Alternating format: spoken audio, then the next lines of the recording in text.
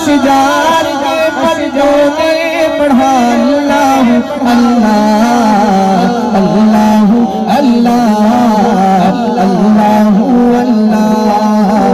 اللہ اللہ۔ نحمده ونصلي على رسوله الكريم اما بعد فاعوذ بالله من الشيطان الرجيم بسم الله الرحمن الرحيم وجاء من اقصى المدينة رجل يسعى قال يا قوم اتبعوا المرسلين اتبعوا من لا يسألكم اجرا وهم مهتدون وما لي لا اعبد الذي فطرني واليه ترجعون صدق اللہ العظیم۔ ما قبل آیات مبارکہ میں اللہ سبحانہ و تعالی نے ملک شام کی ایک بستی انطاکیہ اس کا واقعہ بیان فرمایا کہ اس کی طرف اللہ تعالی نے پہلے 2 رسولوں کو مبعوث فرمایا۔ ان 2 رسولوں نے اس بستی والوں کو سمجھایا، اللہ کی طرف بلایا، پیغام دیا، لیکن ان بستی والوں نے ان دونوں رسولوں کا انکار کر دیا۔ اللہ تعالیٰ نے ایک تیسرے رسول کو تائید کے لیے بھیج دیا۔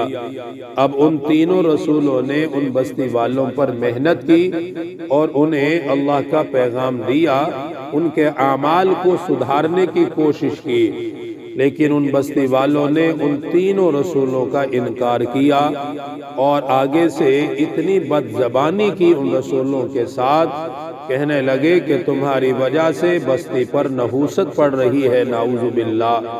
جب انہوں نے ایسے الفاظ کہے جو انبیاء کی توہین میں آتے ہیں تو اللہ تعالیٰ نے اس بستی پر عذاب کو مسلط فرما دیا۔ جو دعوت دینے والے کا انکار کرتا ہے تو اللہ تعالیٰ کی پکڑ میں ضرور آتا ہے۔ اس واقعے کو ذکر کرنے کے بعد ان آیات اور اس کے ما بعد کی آیات میں اللہ تعالیٰ نے ایک اور اپنے خاص بندے کا ذکر فرمایا ہے۔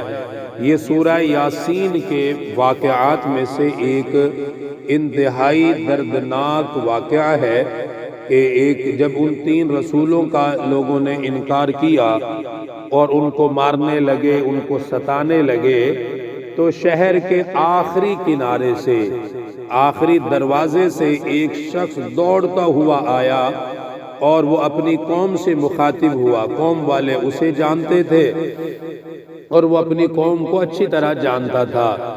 اب شہر کے آخری کنارے پر اس نے اپنا چھوٹا سا کوئی گھر بنایا ہوا تھا، وہاں وہ الگ تھلگ رہتا تھا۔ الگ رہنے کی وجہ یہ تھی کہ اس کے اندر ایک مرض تھا، جذام، جس سے لوگ نفرت کرتے تھے، اس کے ساتھ اٹھتے بیٹھتے نہیں تھے اور وہ بھی لوگوں سے علیحدہ رہتا تھا۔ تو وہاں جا کر بیٹھ گیا، بستی والوں سے ملنا جھلنا بند کر دیا، لیکن لوگ جانتے تو تھے، اسے پہچانتے بھی تھے، اور اس کو اللہ تعالیٰ نے ایمان اس طرح عطا کر دیا کہ وہ رسول جب اس شہر کے اندر، اس بستی کے اندر داخل ہوئے تو اسی دروازے سے داخل ہوئے جس کے کنارے پر اس کا گھر تھا۔ اس شخص کا نام ہے حبیب بن اسماعیل نجار۔ یہ ترخان کا کام کرتا تھا اور اسی کام کے درمیان یہ بیماری میں مبتلا ہوا۔ نام اس کا حبیب بن اسماعیل ہے۔ جب وہ رسول وہاں سے داخل ہوئے، انہوں نے وہاں ایک چھوٹی سی جھونپڑی گھر بنا ہوا دیکھا، اس کے اندر داخل ہوئے، دیکھا کہ ایک بیمار آدمی ہے اور اندر اپنے بتوں کے سامنے سجدے کر رہا ہے، ان سے مانگ رہا ہے، ان کے سامنے رو رہا ہے۔ یہ رسول اس کے پاس داخل ہوئے اور اس کی حال و احوال معلوم کرنے کے بعد اس سے اس کے مرض کے بارے میں پوچھا۔ اس نے بتایا کہ مجھے جذام کا مرض ہے کہ میں لوگوں کے ساتھ بیٹھ نہیں سکتا، لوگ میرے ساتھ نہیں بیٹھتے، نفرت کرتے ہیں، اس لیے میں بستی سے دور یہاں گھر بنا کر بیٹھا ہوا ہوں بس۔ اور کہنے لگا 70 سال سے میں ان بتوں کی عبادت کر رہا ہوں اور ان سے مانگ رہا ہوں کہ مجھے صحت مل جائے۔ 70 سال، اتنا لمبا عرصہ گزر گیا، کیونکہ پہلی جو اقوام تھی ان کی عمریں بہت زیادہ تھی، کئی 100 سال ان کی عمریں ہوتی تھی، ہزار سال، 500-600 سال تو عام عمر تھی ان لوگوں کی۔ اس امت کی عمر ان کی بنسبت بہت کم ہے، اسی لیے تو اس امت کے اعمال کم ہیں، اجر بہت زیادہ رکھا، کیونکہ اس کی عمر تھوڑی ہے۔ تو 70 سال تو اسے بت پرستی میں ایسے گزر گئے کہ دن رات ان سے اپنی صحت مانگ رہا ہے۔ ان رسولوں نے اس کو ایمان کی دعوت دی، اللہ کی طرف بلایا، اعمال کی اصلاح کی کوشش کی۔ اس کی بات، اس کے ذہن میں بات سمجھ آ گئی، کہنے لگا کہ اس کی علامت کیا ہے کہ تم جو پیغام دے رہے ہو یہ صحیح ہے؟ کوئی دلیل کے طور پر انہوں نے کہا جی کیا دلیل چاہیے آپ کو کہ آپ ایمان لے آئیں؟ کہنے لگا کہ دیکھو 70 سال سے میں ان سے اپنی صحت مانگ رہا ہوں، ان بتوں سے۔ آپ نے جیسے اپنے رب کی پہچان کروائی ہے کہ اللہ قادر ہے، اور حقیقت میں اللہ تعالیٰ ہر چیز پر قادر ہے، تو میرے لیے بس یہ دعا کر دیں کہ اللہ تعالیٰ مجھے صحت عطا فرما دے۔ 70 سال سے صحت مانگ رہا ہوں تو یہاں سے تو ملی نہیں ہے، اللہ تعالیٰ سے آپ دعا فرما دیں، اللہ تعالیٰ کرم کر دے مجھ پر۔ ان رسولوں نے، اب رسولوں کا تعلق تو اللہ کی ذات کے ساتھ براہ راست ہوتا ہے، اور اللہ تعالیٰ خود ان کی تائید کرتا ہے۔ انہوں نے اللہ پاک سے دعا مانگی، اللہ تعالیٰ نے ان رسولوں کی دعا قبول کی اور فوراً اس کے مرض کو دور فرما دیا۔ وہ بالکل ٹھیک، تندرست، کوئی مرض نہیں، بالکل جسم بحال ہو گیا۔ فوراً اس نے کلمہ پڑھا، مسلمان ہو گیا، ان پہ ایمان لے آیا اور ان کا شکریہ ادا کیا۔ اب اس کو ایمان کی جو دعوت دی، اب وہ اللہ کی عبادت کرنے لگ گیا۔ اب یہ رسول بستی کے اندر داخل ہوئے، لوگوں کو سمجھایا، بڑا عرصہ سمجھاتے رہے۔ جب ان رسولوں کا انکار کیا، ستایا، تو اس کو پتہ چلا کہ جو رسول میرے پاس آئے تھے وہ بستی کے اندر ہیں اور لوگ ان کو پریشان کر رہے ہیں۔ تب یہ وہاں سے دوڑتا ہوا ان رسولوں کی تائید کرنے کے لیے اور ان کے مقام اور مرتبے کو سمجھانے کے لیے بھاگا۔ قرآن پاک نے بھی جو اس کا انداز بیان کیا آنے کا، یہ کہ وہ دوڑتا ہوا آیا، کیونکہ ہر بندہ اس کو یاد رکھتا ہے جس کا احسان ہوتا ہے۔ ان کا احسان تھا رسولوں کا، اس کے پاس آئے، ان کو سمجھایا اس کو اور اس کے لیے دعا کی۔ وہ دوڑتا ہوا آیا، اس نے بستی والوں کو مخاطب کیا کہ او اللہ کے بندے کیا کر رہے ہو؟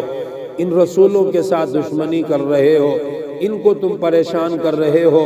ان کا تعلق اللہ کی ذات کے ساتھ اتنا مضبوط ہے کہ یہ جو مانگیں گے اللہ پاک ان کو عطا فرمائے گا، اس لیے تم ان سے عداوت مت کرو، ان کے ساتھ دشمنی مت کرو، وگرنہ ساری بستی ہلاک ہو جائے گی۔ اس نے بہت سمجھانے کی کوشش کی اور کہا کہ یہ تم سے کون سے پیسے مانگتے ہیں؟ بات اس نے اتنی خوبصورت طریقے سے کی کہ یہ تمہیں اللہ کی طرف بلاتے ہیں، یہ کون سا تم سے پیسے مانگتے، اس کے بدلے میں اجرت مانگتے کہ بھئی اس کے بدلے میں ہم یہ لیں گے، اس کے بدلے میں ہمیں یہ چاہیے۔ یہ تو کسی سے ایک وقت کا کھانا بھی نہیں مانگتے، صرف تمہاری بھلائی اور خیر خواہی کے لیے تمہارے پاس آئے ہیں، اس لیے ان کی بات کو مان لو۔ انہوں نے اس کو اتنا مارا، اس شخص کو اتنا، حبیب بن اسماعیل نجار کو اتنا مارا کہ گھوڑے اس پہ دوڑائے، لاتوں سے، مکوں سے، ڈنڈوں سے اس کو اتنا مارا کہ میدان کے اندر اسے پھینک دیا، اور اس کی جو حالت تھی انتہائی دردناک۔ پھر اللہ تعالیٰ نے اس کے ساتھ جو معاملہ کیا، اس پہ مزید بات کل کریں گے، اگلی آیات میں اس کی پوری کیفیت اللہ پاک نے بیان فرمائی۔ جب اس کو مار رہے تھے تو فرشتے کے ذریعے اللہ پاک نے اسے پیغام دیا کہ پریشان نہ ہو، بس تھوڑا سا وقت ہے، جیسے ہی تو دنیا سے آئے گا فوراً تو جنت میں داخل کر دیا جائے گا۔ اس کی جنت اس کو دنیا میں دکھائی گئی، اور پھر اس کے ایسے حالات، یہ ایسا شخص تھا کہ اس کی موت کے حالات اللہ پاک نے دنیا میں دکھائے۔ آگے آیات میں واضح طور پہ آ بھی رہا ہے۔ اس نے مانگی تھی یہ دعا کہ میں چاہتا ہوں کہ میرے حالات میری قوم دیکھے، جنت میں داخل ہونا دیکھے، اور مجھے جو کچھ آگے ملنا ہے وہ ان کو یا اللہ دنیا میں دکھا دیجئے۔ اللہ تعالیٰ نے دکھائے۔ آگے آیات پہ اس پہ تفصیل سے بات ہوگی۔ یہاں تک دیکھیں اس کی دعوت اور اس کے آنے کو اللہ پاک نے بیان فرمایا۔ نام ہے اس کا حبیب بن اسماعیل نجار۔ فرمایا وجاء من اقصى المدینہ، آیا شہر کے پرلے کنارے سے، رجل یسعى، ایک مرد دوڑتا ہوا۔ اس کی حالت بھی بیان فرمائی، آرام سے نہیں آیا۔ جب اسے پتہ چلا کہ لوگ ان کو پریشان کر رہے ہیں تو وہ بھاگا وہاں سے. قال یا قوم اتبعوا المرسلین، اور آتے سار کا اے میری قوم پیروی کرو ان رسولوں کی، ان کی بات مانو. اتبعوا من لا يسألكم اجرا وهم مهتدون، چلو ان کے راستے پر، یہ تم سے کوئی بدلہ نہیں مانگتے اپنی دعوت کے بدلے میں. وَهُمْ مُهْتَدُونَ، اور وہ ٹھیک راستے پر ہیں، وہ اچھے راستے پر ہیں، اسی پر تمہیں چلانا چاہتے ہیں، اور اس کا کوئی بدلہ بھی تم سے نہیں مانگتے، کوئی اجرت کا سوال بھی نہیں کرتے. اجرت کا سوال نہ کرنا اس بات کی علامت ہے کہ وہ تمہارے ساتھ مخلص ہیں، وہ تمہیں کامیاب کرنا چاہتے اور کامیاب دیکھنا چاہتے، اس لیے تم مان لو. انہوں نے آگے سے اس پر ہی ظلم کیا، اس کا ذکر اگلے آیات میں ہے. اللہ تعالیٰ دین کی صحیح سمجھ عطا فرمائے. الحمدللہ رب العالمین، والصلاة والسلام علی سید الانبیاء والمرسلین. ربنا آتنا فی الدنیا حسنہ وفی الآخرۃ حسنہ وقنا عذاب النار وقنا عذاب القبر وقنا عذاب الحشر وقنا عذاب المیزان. رب اغفر لی ولوالدی وللمؤمنین یوم یقوم الحساب. اللہم انی اسألک الہدی والتقی والعفاف والغنی. وصلی اللہ تعالی علی رسول خیر خلقہ.